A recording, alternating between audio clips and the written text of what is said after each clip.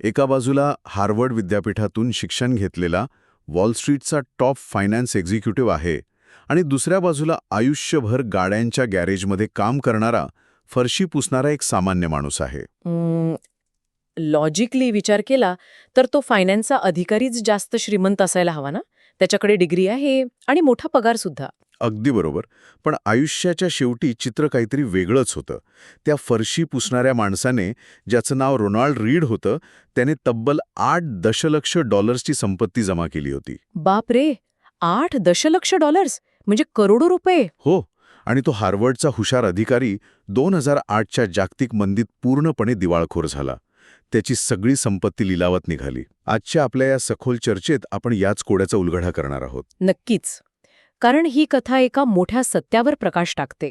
हो, आपण Morgan Housel यांचं द सायकॉलॉजी ऑफ मनी पुस्तक, थॉमस फ्रँक यांचं विश्लेषण, टॉम कोर्ले यांचं लक्षाधीशांवरील अभ्यास आणि काही रिसर्च पेपर्सच्या मदतीने संपत्तीमागील खऱ्या मानसशास्त्राचा शोध घेणार आहोत. यातील सर्वात आकर्षक बाब म्हणजे हा डेटा हे उघड करतो की आर्थिक यश हे भौतिकशास्त्र किंवा गणितासारखं हार्ड सायन्स नाहीये. म्हणजे जिथे फक्त आकडेमोड महत्वाची असते तसं नाहीये का? नाही, अजिबात नाही.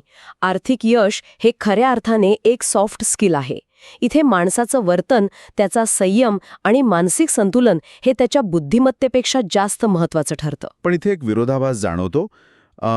आपण सगळ्याच जाणतो की पैसे वाचवणे आणि गुंतवणूक करणे फायद्याचे असते. बरोबर. हे अगदी फिटनेस किंवा डाएटसारखं आहे. रोज व्यायाम करावा आणि जंक फूड टाळावं, हे सर्वांना माहीत असतं. यामागील गणित अगदी सोपं आहे. तरीही सर्व लोक फिट नसतात. अगदी तंतोतंत उदाहरण दिले. आणि इथेच पारंपरिक वित्तशास्त्र आणि वर्तणुकीचं अर्थशास्त्र, ज्याला आपण बिहेवियरल फायनान्स म्हणतो, त्यातला फरक समजून घेणं गरजेचं आहे. हां, तो कसा काय? कारण पारंपरिक फायनान्स असं गृहीत धरतं की मनुष्य कायम तार्किक विचार करतो, तो नेहमी स्वतःचा फायदा बघेल. पण प्रत्यक्ष व्यवहारात तसं होत नाही. म्हणजे भावना आणि पूर्वग्रह माणसाला चुकीचे निर्णय घ्यायला भाग पडतात. हो. द सायकॉलॉजी ऑफ मनीमध्ये मॉर्गन हाउसेल यांनी स्पष्ट केलंय की लोक पैशांचे मोठे निर्णय स्प्रेडशीटवर बसून घेत नाहीत. मग कुठे घेतात? ते निर्णय जेवणाच्या टेबलावर, भूतकाळातील अनुभवांवरून आणि विशेषतः अहंकाराच्या प्रभावाखाली घेतले जातात. अहंकार. हा शब्द खूप काही सांगून जातो. म्हणजे रस्त्यावरून जाणारी 1 कोटी रुपयांची फरारी कार पाहिली की समाजात लगेच श्रीमंतीचा टॅग लावला जातो. हो ना. पण पुस्तकातील व्याख्येनुसार ती फरारी कार विकत घेतली याचा सरळ अर्थ असा होतो की त्या व्यक्तीच्या बँक खात्यातून 1 कोटी रुपये कमी झाले आहेत. क्या बात आहे. म्हणजे जी संपत्ती डोळ्यांना दिसते ती बऱ्याचदा संपत्ती नसतेच, तो खर्च असतो. अगदी बरोबर. खरी संपत्ती ही अदृश्य असते. ती म्हणजे न घेतलेली लक्झरी गाडी, न खरेदी केलेलं महागडं घड्याळ आणि वाचवलेला पैसा. हा तो पैसा आहे जो भविष्यात स्वातंत्र्य देतो. पण अडचण अशी आहे की मानवी मेंदूला अदृश्य गोष्टींचं कौतुक करता येत नाही. आपल्याला स्टेटस दाखवायला आवडतं. खरंय. पण जर ही मानसिकता बदलायची असेल तर याची पाळेमुळं मानवी संयमात दडलेली आहेत, हे समजून घ्यावं लागेल. वॉल्टर मिशेल यांचा जगप्रसिद्ध स्टॅनफर्ड मार्शमेलो प्रयोग हे याचं उत्तम उदाहरण आहे. तो लहान मुलांचा प्रयोग ना? हो. या प्रयोगात 4 ते 5 वर्षांच्या लहान मुलांना एका खोलीत बसवलं आणि त्यांच्यासमोर एक मार्शमेलो म्हणजे गोड कँडी ठेवली. त्यांना सांगण्यात आलं की जर त्यांनी काही वेळ तो मार्शमेलो खाल्ला नाही तर त्यांना बक्षीस म्हणून दुसरा मार्शमेलो दिला जाईल. म्हणजे आत्ता लगेच मिळणारा आनंद विरुद्ध भविष्यातील मोठा फायदा, ज्याला आपण डिलेड ग्रॅटिफिकेशन म्हणतो. बरोबर.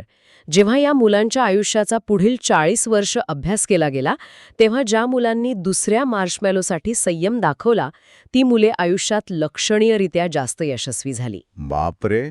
म्हणजे केवळ एका कँडीसाठी दाखवलेला संयम इतका मोठा परिणाम करू शकतो? हो. त्यांचे अभ्यासातील गुण जास्त होते, त्यांच्यात ताणतणाव हाताळण्याची क्षमता उत्तम होती. थॉमस फ्रँक यांच्या विश्लेषणानुसार याच संयमातून श्रीमंत मानसिकता तयार होते. श्रीमंत मानसिकता म्हणजे नक्की काय? श्रीमंत मानसिकता अतिरिक्त संसाधनांचा, मग तो पैसा असो वा वेळ, वापर पुढील विकासाला गती देण्यासाठी करते. कोणताही तात्काळ फायदा दिसत नसतानाही ती मूल्य निर्माण करण्यावर लक्ष केंद्रित करते. आणि या उलट गरीब मानसिकता असेल, जी अतिरिक्त पैसे मिळता असते लगेच खर्च करण्यावर भर देते. तिला तात्काळ परतावा हवा असतो. अगदी बरोबर. पण इथे मला एक शंका मांडावीशी वाटते. जर डिलेड ग्रॅटिफिकेशन इतकं महत्वाचं आहे, तर याचा अर्थ असा होतो का की आयुष्यात कधी चित्रपट पाहायचा नाही, सुट्ट्यांवर जायचं नाही? हा एक खूप मोठा आणि कॉमन गैरसमज आहे. म्हणजे फक्त कंजूसपणा करायचा आणि बँक बॅलन्स बघत म्हातारे व्हायचं असं नाहीये का? अजिबात नाही. टॉम कोर्ले यांनी 233 लक्षाधीशांचा सलग 5 वर्षे अभ्यास केला. त्यातून समोर आलेलं सत्य वेगळंच आहे. हे श्रीमंत लोक कंजूस नसतात, तर ते मितव्ययी असतात. कंजूस आणि मितव्ययी यात काय फरक आहे? कंजूस माणूस पैशांसाठी स्वतःला त्रास देतो, पण मितव्ययी माणूस हुशारीने खर्च करतो. कोर्लेन यांच्या अभ्यासानुसार यातील 55% श्रीमंत लोक सेकंड हँड कार खरेदी करतात, पण ते स्वतःला आनंदापासून पूर्णपणे कोंडून ठेवत नाहीत. म्हणजे ते त्यांच्या आवडीचं काम करतात आणि आरोग्याची काळजी घेतात. हो, वॉरन बफे यांचे एक छान वाक्य आहे, चित्रपटाला न जाऊन कोणीही करोडपती होत नाही. स्वतःला लहान बक्षिसे देणं गरजेचं आहे. खरे, जर स्वतःला सर्वच आनंदांपासून वंचित ठेवलं तर कधीतरी माणसाचा संयम तुटतो आणि तो अचानक एखादा मोठा अनावश्यक खर्च करून बसतो. म्हणूनच एखादी मोठी वस्तू घेण्यापूर्वी 24 तास थांबण्याचा नियम वापरला पाहिजे. त्यामुळे ती वस्तू खरंच गरजेची आहे की फक्त मोह आहे हे समजतं. आता आपण एका वेगळ्या वळणावर आलो आहोत. मानसिकता आणि बचतीची सवय महत्वाची आहेच, पण इतिहासात फक्त पेनी साठवून कोणीही अब्जाधीश झालेलं नाहीये. बरोबर. नुसते पैसे वाचवून मोठी संपत्ती निर्माण होत नाही. मग खरी मोठी संपत्ती कशी निर्माण केली जाते? यासाठी आर.जे. कट्टा यांच्या विश्लेषणातील द मिलियनियर फास्ट लेन ही संकल्पना समजून घेणं भाग आहे. त्यांनी पैशांचे 3 मुख्य मार्ग सांगितले आहेत. पहिला मार्ग आहे साईडवॉक. साईडवॉक म्हणजे जे कमावलं ते सर्व खर्च करणारे लोक का? हो, यात करोडो रुपये कमावणारे काही प्रसिद्ध अभिनेते किंवा खेळाडू देखील येतात, जे नियोजन न केल्यामुळे नंतर गरिबीत जगतात. दुसरा मार्ग आहे स्लो लेन. सुरक्षित नोकरी करणे आणि 65 वर्षांपर्यंत काम करून निवृत्तीची वाट पाहणे. हा मार्ग सुरक्षित असला तरी यात वेळेचं स्वातंत्र्य मिळत नाही. म्हणूनच तिसरा मार्ग समोर येतो फास्ट लेन. हा मार्ग जगाला जास्तीत जास्त मूल्य किंवा व्हॅल्यू देण्यावर आधारित आहे. तुम्ही जितक्या मोठ्या प्रमाणावर लोकांच्या समस्या सोडवाल, तितक्या वेगाने संपत्ती निर्माण होईल. याला आपण पाण्याच्या पाईपलाईनच्या उदाहरणाने समजूया का? हो, सांगा ना. स्लो लेनमधला माणूस रोज नदीवरून 2 बादल्या पाणी वाहून आणतो. त्याला रोजच्या कामाचे पैसे मिळतात, पण ज्या दिवशी तो आजारी पडतो त्या दिवशी कमाई थांबते. अगदी बरोबर. आणि फास्ट लेनमधला माणूस सुरुवातीची काही वर्षे एकही पैसा न कमवता पाण्याची पाईपलाईन बांधण्याचं काम करतो. पण एकदा का पाईपलाईन तयार झाली की तो झोपलेला असतानाही त्याच्यासाठी संपत्ती निर्माण होत राहते. क्या बात आहे. हे स्केल आणि प्रमाणाचं गणित आहे. आणि अशी पाईपलाईन बांधण्यासाठी सतत नवीन गोष्टी शिकणं गरजेचं असतं. कोर्ले यांच्या अभ्यासात समोर आलंय की 88% श्रीमंत लोक दररोज वाचन करतात. अरे वा, म्हणजे सतत शिकण्याची सवय. हो, आणि विशेष म्हणजे त्यातील बहुतांश लोक शाळेत केवळ बी किंवा सी ग्रेडचे विद्यार्थी होते. शालेय मार्कशीट आणि खऱ्या जगातील समस्या सोडवण्याची क्षमता यात थेट संबंध नसतो. पण जेव्हा एखादी व्यक्ती या फास्ट लेनवर धावते तेव्हा धोकाही मोठा असतो ना? व्यवसाय नेहमीच यशस्वी होत नाही. तिथेच पॉइंट ऑफ फेलियरची जाणीव महत्वाची ठरते. आर्थिक नियोजनात कायम चुकीसाठी जागा ठेवावी लागते. म्हणजे इमर्जन्सी फंड असणं. हो, जेव्हा बाजारात 20 ते 40% घसरण होते, तेव्हा जर आपत्कालीन निधी नसेल तर सर्व संपत्ती गमावण्याची वेळ येऊ शकते. आता आपण थोडे प्रगत पातळीवर जाऊया. जेव्हा संपत्ती वाढू लागते तेव्हा हे गुंतवणूकदार काही अशा साधनांचा वापर करतात जी सामान्य माणसाला भीतीदायक वाटतात. जसं की कर्ज. हो, थॉम्सन वेल्थच्या अहवालानुसार कर्जाचे 4 प्रकार आहेत: गुड, ओके, बॅड आणि एफ ऑफ. पण कर्ज घेणं हे सुरक्षिततेच्या विरुद्ध नाही का? कर्ज डोक्यावर असताना हे लोक शांत कसे झोपतात? कारण त्यांना चांगले कर्ज आणि वाईट कर्ज यातला फरक समजलेला असतो. वाईट कर्ज म्हणजे क्रेडिट कार्डवर घेतलेला टीव्ही, ज्याचं मूल्य रोज कमी होतं. आणि चांगलं कर्ज म्हणजे काय? चांगलं कर्ज म्हणजे असं कर्ज ज्याचा वापर करून आणखी उत्पन्न मिळवता येतं. समजा कर्जावरील व्याज 4% असेल आणि त्यातून घेतलेल्या मालमत्तेवरील परतावा 8% असेल तर ते कर्ज फायद्याचं ठरतं. पण तरीही बाजारात पडझड झाली तर हे लोक पॅनिक का होत नाहीत? इथे JTRचा बिहेवियरल फिनान्सवरील रिसर्च पेपर महत्वाची भूमिका बजावतो. त्यात मानवी मेंदूच्या 3 छुप्या अडथळ्यांचा उल्लेख आहे. कोणते अडथळे? पहिला अडथळा आहे हर्डिंग, म्हणजेच मेंढरांसारखे इतरांचे आंधळेपणाने अनुकरण करणे. सगळे एखादा शेअर घेतायत म्हणून आपणही घेणे. हो, हे तर खूपदा होतं. आणि दुसरा अडथळा? दुसरा आहे अँकरिंग. जुन्या किमतीला धरून बसणे. शेअर 100 रुपयांवरून 50 वर आला तरीही तो पुन्हा 100ला जाईल या खोट्या आशेवर तो विकायला नकार देणे. आणि तिसरा? तिसरा आणि सर्वात भयंकर अडथळा म्हणजे लॉस एव्हर्जन. फायद्याच्या आनंदापेक्षा तोट्याची भीती दुप्पट असणे. पण मानवी मेंदू असा का वागतो? यामागे उत्क्रांतीचं कारण आहे. जंगलात राहताना आजचं जेवण गमावणे म्हणजे थेट मृत्यू होता. पण एक अतिरिक्त फळ मिळवणे म्हणजे फक्त पोट भरणे.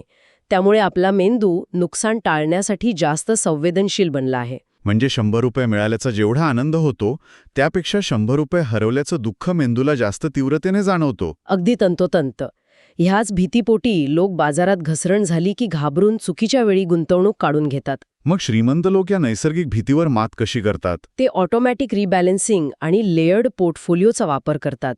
त्यांच्या गुंतवणुकीचा एक मोठा भाग अत्यंत सुरक्षित ठिकाणी ठेवलेला असतो. म्हणजे बॉन्ड्स किंवा FD मध्ये? हो, त्यामुळे पुढील 5 वर्षांच्या खर्चाची सोय त्या सुरक्षित भागात केलेली असते. अच्छा, म्हणजे जेव्हा शेअर बाजारात भूकंप येतो तेव्हा त्यांना माहीत असतं की त्यांच्या घरातलं रेशन किंवा मुलांची फी सुरक्षित आहे. बरोबर. आणि ह्याच मानसिक सुरक्षिततेमुळे त्यांना त्यांच्या दुसऱ्या भागावर धोका पत्करण्याचं धैर्य मिळतं. ते पॅनिक होऊन शेअर्स विकत नाहीत. आपण आत्तापर्यंत मानसिकता, डिलेड ग्रॅटिफिकेशन, फास्ट लेन आणि मानवी मेंदूचे अडथळे यावर सविस्तर चर्चा केली. या सर्वांचा जर एकच निष्कर्ष काढायचा झाला तर संपत्तीचा खरा अर्थ काय आहे? द सायकॉलॉजी ऑफ मनी या पुस्तकाने याचं खूप सुंदर उत्तर दिलंय. श्रीमंत होण्याचा खरा अर्थ म्हणजे स्वतःच्या वेळेवर स्वतःचं नियंत्रण असणे. म्हणजे मला आज जे हवंय ते जेव्हा हवे तेव्हा मी करू शकतो हे स्वातंत्र्य मिळवणं. अगदी बरोबर. संपत्ती म्हणजे केवळ बँक बॅलन्स नसून ती आयुष्यातील लवचिकता आणि वेळेचं स्वातंत्र्य आहे. आजच्या या चर्चेच्या शेवटी एक खूप वेगळा आणि विचार करायला लावणारा मुद्दा समोर येतोय. हां, कोणता मुद्दा? आपण पाहिलं की पैसा हा संपूर्णपणे मानसिकतेचा खेळ आहे. पण जरा खोलवर विचार करूया. मानवी मेंदूची उत्क्रांती आणि रचना गेल्या 10,000 वर्षांत फारशी बदललेली नाहीये. खरंय, आपला मेंदू आजही जंगलात शिकार करणाऱ्या माणसासारखाच काम करतो. हो, जो तात्काळ धोका टाळायला आणि लगेच मिळणारे बक्षीस स्वीकारायला शिकलेला आहे. आणि आधुनिक आर्थिक व्यवस्था, शेअर बाजार, चक्रवाढ व्याज हे सगळं तर अगदी कालपर्वा आलंय. म्हणजे अवघ्या काहीशे वर्षांपूर्वी. याचाच अर्थ असा की मानवी मेंदू मुळातच पैशांचे किंवा दीर्घकालीन गुंतवणुकीचे व्यवस्थापन करण्यासाठी डिझाईन झालेला नाहीये. चक्रवाढ व्याजाची ताकद मेंदूला नैसर्गिकरित्या समजतच नाही. क्या बात आहे, हा खरंच खूप वेगळा दृष्टिकोन आहे. त्यामुळे कदाचित खऱ्या आर्थिक यशाचं गुपित हे शेअर बाजाराच्या किचकट आकडेवारीला जिंकण्यात नाहीये, तर आपल्या स्वतःच्या या आदिम उत्क्रांतीवादी जीवशास्त्राला आणि मेंदूच्या जुन्या रचनेला चकवा देण्यात लपलेलं आहे. अगदी बरोबर. स्वतःच्याच भावनांना कसं हरवायचं यातच खऱ्या श्रीमंतीचं रहस्य दडलंय. यावर नक्की विचार करण्यासारखं आहे. ज्याने स्वतःच्या भावनांवर विजय मिळवला त्याने संपत्तीवरही विजय मिळवला. अशाच नवनवीन आणि सखोल विषयांचा अभ्यास करण्यासाठी जोडलेले रहा. वेळ दिल्याबद्दल मनपूर्वक आभार.